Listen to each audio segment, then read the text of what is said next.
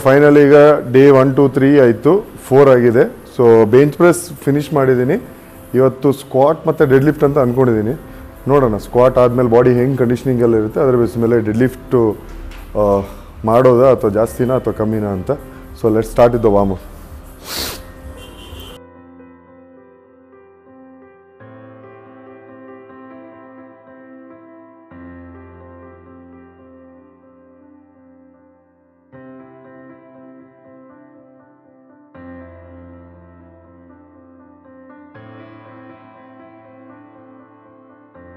Warm up complete ಆಗಿದೆ.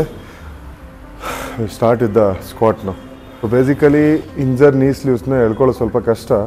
ಅದಕ್ಕೋಸ್ಕರನೇ ಈ ಥರ ಫೋಲ್ಡ್ ಮಾಡಿಕೊಂಡು ನಿಮಗೆ ಈ ಡೆಡ್ ಲಿಫ್ಟ್ ಸ್ಟ್ರಾಪ್ಸ್ ಏನಿರುತ್ತೆ ಅದನ್ನು ಹಿಡ್ಕೊಂಡು ಜಸ್ಟ್ ಪುಲ್ ಮಾಡಿದ್ರೆ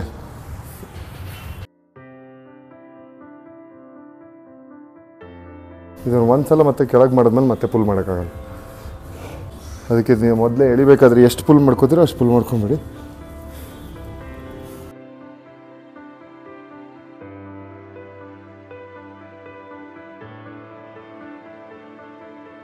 ಎಸ್, ಸಕ್ಸಸ್ಫುಲ್ಲಾಗಿ ನೀವ್ಸ್ಲಿ ಸಾಕಾಗಿದೆ. ಸ್ಕ್ವಾಟ್ ಮಾಡೋಣ.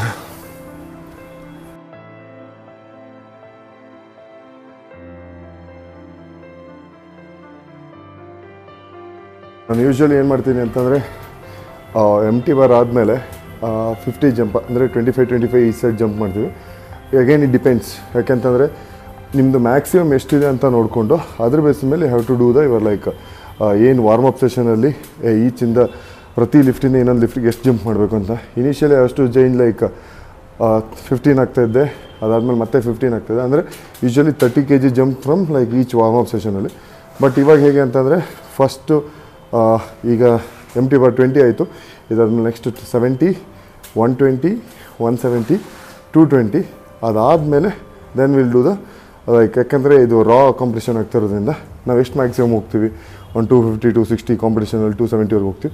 ಸೊ ಹಾಗಾಗಿ ಜಸ್ಟ್ 50 kg ಜಂಪ್ ಮಾಡಿಕೊಂಡು 220 ಆದಮೇಲೆ ಅಥವಾ 170 ಆದಮೇಲೆ ದೆನ್ ವಿಲ್ ಸ್ಲೋ ಡೌನ್. 170 ಆದಮೇಲೆ ಮೇ ಬಿ 200, ದೆನ್ 220 ಈ ಥರ ತೊಗೊಂಡು ಹೋಗ್ತೀವಿ. So that like your body will like warm up properly. So whenever like heavy lift ಮಾಡ್ತಾ ಇದ್ದಾಗ್ಲೂ ನಿಮಗೆ ಅಷ್ಟೊಂದು ಇಂಜುರಿ ಆಗುವಂಥದ್ದು, ಸ್ಟ್ರೈನ್ ಆಗುವಂಥದ್ದು ಕಮ್ಮಿ ಆಗಿರುತ್ತೆ. ಹೊಸ ಹುಡುಗರು ಏನು ಮಾಡ್ತಾರೆ ಅಂತಂದರೆ ಇವಾಗ ಇತ್ತೀಚೆಗೆ directly jump from the like 70 kgಯಿಂದನೇ ಶುರು ಮಾಡಿಬಿಡ್ತಾರೆ. ಅಂದರೆ ಬಾಡಿ ವಾರ್ಮ್ ಆಗೋಕ್ಕೆ ಅದು ಸಖತ್ ಇಂಪಾರ್ಟೆಂಟ್ ಆಗಿರುತ್ತೆ. ಸೊ ಹಾಗಾಗಿ ಬಾಡಿ ವಾರ್ಮ್ ಅಪ್ಪನ್ನು ಕರೆಕ್ಟಾಗಿ ಮಾಡ್ಕೊಳ್ಳಿ. ಅದಾದಮೇಲೆ ಇಲ್ಲಿ ಬಂದಾಗ ವೆಯ್ಟ್ ಏನು ಚೇಂಜಸ್ ಮಾಡ್ತಾ ಹೋಗ್ತಾರಲ್ಲ ಅದನ್ನು ಕರೆಕ್ಟಾಗಿ ಚೇಂಜಸ್ ಮಾಡ್ತಾ ಹೋಗಿ. ಸೊ ದಟ್ ಲೈಕ್ ಇನ್ನು ಲಿಫ್ಟಿಂಗಲ್ಲಿ ವಾರ್ಮ್ ಅಪ್ಪಲ್ಲಿ ಅಥವಾ ಪ್ರಾಕ್ಟೀಸಲ್ಲಿ ಈಸಿಲಿ ನೀವು ಇಂಜುರಿಗಳನ್ನು ಆಗೋಕ್ಕೆ ಹೋಗಲ್ಲ. Okay, let's start with the wait.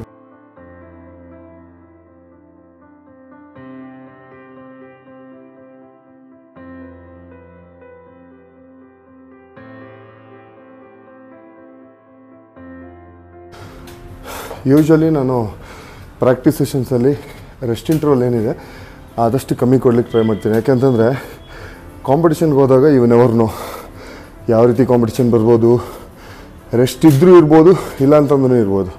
If in case ಕಾಂಪಿಟೇಷನಲ್ಲಿ ರೆಸ್ಟ್ ಸಿಕ್ತು ಅಂತಂದರೆ your body will recover better. What if ನಿಮಗೆ ರೆಸ್ಟ್ ಕಮ್ಮಿ ಸಿಕ್ಕಿ so back to back competition ಇದೆ. ಯಾಕಂದರೆ ಕೆಲವೊಂದು ಸಲ ಕ್ಯಾಟಗರಿನಲ್ಲಿ there will be like very less number of lifters. ಆವಾಗ ಏನಾಗುತ್ತೆ, when your in group A and group B, group ಬಿನಲ್ಲಿ ಹೆವಿ ಲಿಫ್ಟರ್ಸ್ ಇರ್ತಾರೆ, ಕೆಲವೊಂದು ಸಲ ಕಮ್ಮಿ ಜನ ಇರ್ತಾರೆ. ಆ ಸಿಚುವೇಷನಲ್ಲಿ ಏನಾಗುತ್ತೆ, ನಿಮ್ಮದು very quick you need to do squat. Especially ಕ್ಲಾಸಿಕ್ಗಿಂತಲೂ ಎಕ್ವಿಪ್ಡ್ ಕಾಂಪಿಟೇಷನಲ್ಲಿ ಐ ಸೀನ್ ದಿಸ್, ತುಂಬ ಫಾಸ್ಟಾಗಿ ನಿಮ್ಮ ಕಾಂಪಿಟೇಷನ್ ಬರುತ್ತೆ. ಆವಾಗ you will have very less time for like recovery and knee wrap ಕಟ್ಟು ಅದು ಮಾಡು ಇದು ಮಾಡು ಅಂತ. ಹಾಗಾಗಿ I always tell people that rest interval ಏನಿದೆ ನೀವು ಯೂಶ್ವಲಿ ತಗೋತಾರೆ 10 minutes, 15 minutes, 30 minutes. Yes, it is good. But in competition you will end up having like energy ಇಲ್ಲ, ತುಂಬ ಫಾಸ್ಟಾಗಿ ಬಂತು ಕಾಂಪಿಟೇಷನು. ಸೊ ಈ ಥರ ಪ್ರಾಬ್ಲಮ್ಸ್ಗಳನ್ನ ಯು ಮೇ ಫೇಸ್. ಸೊ ಹಾಗಾಗಿ ಎಷ್ಟು ನಿಮ್ಮ ಬಾಡಿನ ಟ್ರೈ ಯುವರ್ ಲಿಮಿಟ್ಸ್. ಯಾಕೆಂತಂದರೆ this is a place. Because ನೀವು ಇಲ್ಲಿ ಎಷ್ಟು ಕಷ್ಟಪಟ್ಟು ಮಾಡಿ ಹೋಗಿರ್ತಾರೆ ಕಾಂಪಿಟೇಷನಲ್ಲಿ, there you can do wonders. ನೀವು ಇಲ್ಲಿ ಕಂಫರ್ಟ್ ಝೋನಲ್ಲಿ ಮಾಡ್ಕೊಂಡು ಹೋದಾಗ ಕಾಂಪಿಟೇಷನಲ್ಲಿ you can't be in your comfort zone. Because there always you will get like different scenario. So you have to be ready for it. So that is the only reason. So in the training period, do rigorously and whatever you want to test. So everything you try in the training period so that you can do the best in the competition. Okay, so ಈಗ almost 70, 120, 170, 220. It's just like maybe less than 3-4 minutes we have done it like this only. We'll go next set. Next setಗೆ next ಏನಿದೆ ನಂದೀಗ because like ತುಂಬ period gap ಆಗಿರೋದ್ರಿಂದ I am not going to lift so heavy in the practice session itself. It is not required for now. ತುಂಬ ದಿನ ನಮಗೆ routine ಮಾಡಲಿಕ್ಕೂ ಅಥವಾ ಟ್ರೈನಿಂಗ್ ಪ್ರೋಗ್ರಾಮ್ ಮಾಡಲಿಕ್ಕೂ ದಿನ ಸಿಕ್ಕಿರಲಿಲ್ಲ. ಸೊ ಹಾಗಾಗಿ will just go slow. After this will going to add most probably another 5 and 2.5, maybe 235 next. So we'll see how exactly it moves. So based on that, like ನಂದು nationals opening ಅಟೆಂಪ್ಟನ್ನು ಅದನ್ನು ಕೊಡ್ತೀವಿ. And make sure ನಿಮ್ದು ಇಲ್ಲಿ ಎಷ್ಟು ಕಾನ್ಫಿಡೆಂಟಾಗಿ ನೀವು opening ಅಟೆಂಪ್ಟನ್ನು ಮಾಡ್ತೀರಾ. Minimum it should be like 1 rep 3 set, 1 rep 3 set ಮಾಡಬೇಕು. So that's how I follow. Because ಯಾಕೆಂತಂದರೆ ವೆನೆವರ್ ಯು ಡೂ 1 ರೆಪ್ಪನ್ನು ನೀವು ಒಂದು 3 ಸೆಟ್ಟನ್ನು ಮಾಡ್ತಾ ಇದ್ದೀರ ಅಂತಂದರೆ ಅದು ನೀವು ಯಾವಾಗ SPD ಡೇ ಮಾಡ್ತೀರಾ ಅವತ್ತಿನ ದಿನ.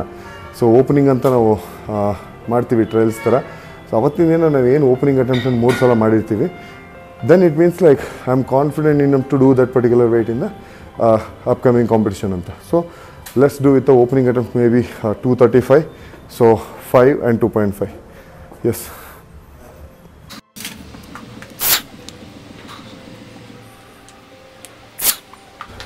kind of feels good. Let's see, we have one more rep, 1 rep, another 2 more sets. Leg extension 115 kg, 15 reps, 3 to 4.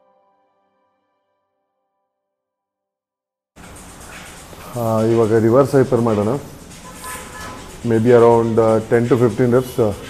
Set would be like 3 to 4 set ಮಾಡೋಣ.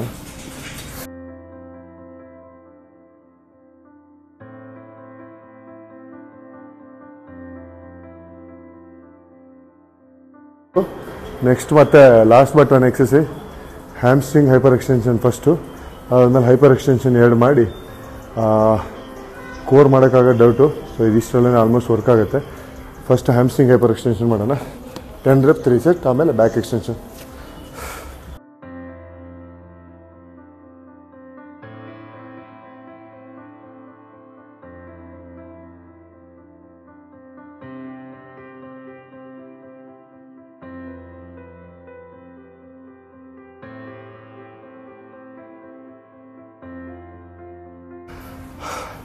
ಇವತ್ತಿಗೆ ಆಲ್ಮೋಸ್ಟ್ ಸ್ಕ್ವಾಟ್, ಲೆಗ್ ಎಕ್ಸ್ಟೆನ್ಷನ್, ಆಮೇಲೆ reverse hyper, back extension plus hamstring extension ಆಗಿದೆ. 5 exercise is more than sufficient. ಯಾಕೆಂತಂದರೆ tiredness ತುಂಬಾ ಇದೆ ವಾಪಸ್ ಶುರು ಮಾಡಿರೋದ್ರಿಂದ. So go slow. ಯಾಕೆಂತಂದರೆ ನ್ಯಾಷನಲ್ ಕಾಂಪಿಟೇಷನ್ ಇರೋದ್ರಿಂದ ತುಂಬ ಅತಿಯಾಗಿ ಮಾಡಿ ಕೂಡ ಸ್ಟ್ರೈನ್ ಮಾಡ್ಕೊಳ್ಳೋ ಹಾಗಿಲ್ಲ. ಸೊ ಹಾಗಾಗಿ ಸ್ವಲ್ಪ ಮಿನಿಮಲ್ ಆಗಿ ನೋಡಿಕೊಂಡು ಹುಷಾರಾಗಿ ವರ್ಕೌಟ್ ಮಾಡಬೇಕು. ತುಂಬಾ ಕಮ್ಮಿ ದಿನ ಇದೆ, ಹಾಗಾಗಿ ಕೇರ್ಫುಲ್ಲಾಗಿ ಎಕ್ಸಸೈಸ್ ಮಾಡೋದು ಸಖತ್ ಇಂಪಾರ್ಟೆಂಟ್ ಆಗಿದೆ. ಇವತ್ತಿಗೆ ವೈಂಡ್ ಅಪ್. ಇದು actually not power lifting squat routine. ತುಂಬ ಆ್ಯಕ್ಚುಲಿ ಪ್ರಾಪರ್ ಎಕ್ಸಸೈಸ್ ಬಂದಾಗ ತುಂಬ ಎಕ್ಸಸೈಸ್ಗಳಿರುತ್ತೆ, ತುಂಬ ಸೆಟ್ಸ್ ಇರುತ್ತೆ, ತುಂಬ ರೆಪ್ಸ್ ಇರುತ್ತೆ. ಬಟ್ ಕಾಂಪಿಟಿಷನ್ ಇರೋದ್ರಿಂದ ಕಮ್ಮಿ ಟೈಮಲ್ಲಿ ಕಾಂಪಿಟಿಷನ್ಗೆ ಹೇಗೆ ಪ್ರಿಪೇರ್ ಆಗಬೇಕು. And this will work only for the people who working more than 10+ years ಅಂತಲೇ ಹೇಳ್ತೀನಿ. ಯಾಕೆಂತಂದರೆ ನಮ್ಮದು muscle maturity is completely different than others. ಹಾಗಾಗಿ ಯಾರಾದರೂ ಫಸ್ಟ್ ಟೈಮ್ ನ್ಯಾಷನಲ್ಸ್ಗೆ ಸ್ಟಾರ್ಟ್ ಮಾಡಿ ಒಂದು 2-3 years ಆಗಿದೆ, 4-5 years ಆಗಿದೆ ಅಂತ ಇದ್ದರೆ ಡೂ ರೆಗ್ಯುಲರ್ ವರ್ಕೌಟ್. ನಿಮ್ಗೆ ಏನಾದರೂ ರುಟೀನ್ ಏನಾದರೂ ಡೌಟ್ಸ್ ಇತ್ತು ಅಂದರೆ you can even ask. So I can help you out on that. So ಇದೇ ಥರ ವೀಡಿಯೋನ ನೋಡ್ತಾ ಇರಬೇಕು ಅಂತಂದರೆ ಕೋಶ್ ವಿಶ್ವ ಯೂಟ್ಯೂಬ್ ಚಾನಲ್ ಏನಿದೆ ಫಸ್ಟು ಸಬ್ಸ್ಕ್ರೈಬ್ ಮಾಡಿ. ಪ್ಲಸ್ ಅದರ ಪಕ್ಕದಲ್ಲಿ ಒಂದು ಬೆಲ್ ಐಕಾನ್ ಇದೆ, ಅದ್ರ ಮೇಲೆ ನೀವು ಒತ್ತಿದ್ರೆ ನಾನು ಏನೇನು ವೀಡಿಯೋ ಹಾಕ್ತೀನಿ ಇಮಿಡಿಯೇಟಾಗಿ ನಿಮಗೆ ವೀಡಿಯೋ ಗೊತ್ತಾಗುತ್ತೆ ಇವರೊಂದು ಹೊಸ ವೀಡಿಯೋ ಹಾಕಿದ್ದಾರೆ ಅಂತ. ಅದೇ ರೀತಿ ನಿಮಗೆ ವೀಡಿಯೋ ಇಷ್ಟ ಆಗುತ್ತೆ ಅಂದ್ಕೊಂಡಿದ್ದೀನಿ. ನಿಮ್ಮ ಫ್ರೆಂಡ್ಸ್ ಜೊತೆ ಶೇರ್ ಮಾಡಿ. ನಿಮ್ದು ಏನಾದರೂ ಸಜೆಷನ್ಸ್ ಇದ್ದರೆ ಕಮೆಂಟ್ ಸೆಕ್ಷನಲ್ಲಿ ತಿಳಿಸಿ. ಖಂಡಿತವಾಗ್ಲೂ ಅದ್ರ ಮೇಲೆ ವರ್ಕ್ ಮಾಡ್ತೀವಿ. ಇನ್ನೂ ಜಾಸ್ತಿ ಕಂಟೆಂಟ್ ಇರೋ ವೀಡಿಯೋನ ಮಾಡ್ತೀವಿ. ನಿಮ್ಗೆ ಯಾವುದ್ರ ಬಗ್ಗೆ ಯಾವ್ದಾದ್ರು ಡೌಟ್ ಇತ್ತು ಅಂದರೆ ಆ ಡೌಟನ್ನು ಹಾಕಿ ಅದ್ರ ಮೇಲೂ ಕೂಡ ವೀಡಿಯೋ ಮಾಡಿ ನಿಮ್ಗೆ ಇನ್ಫಾರ್ಮೇಷನ್ ತಿಳಿಸ್ಕೊಡ್ತೀವಿ. Thank you. See you all next video.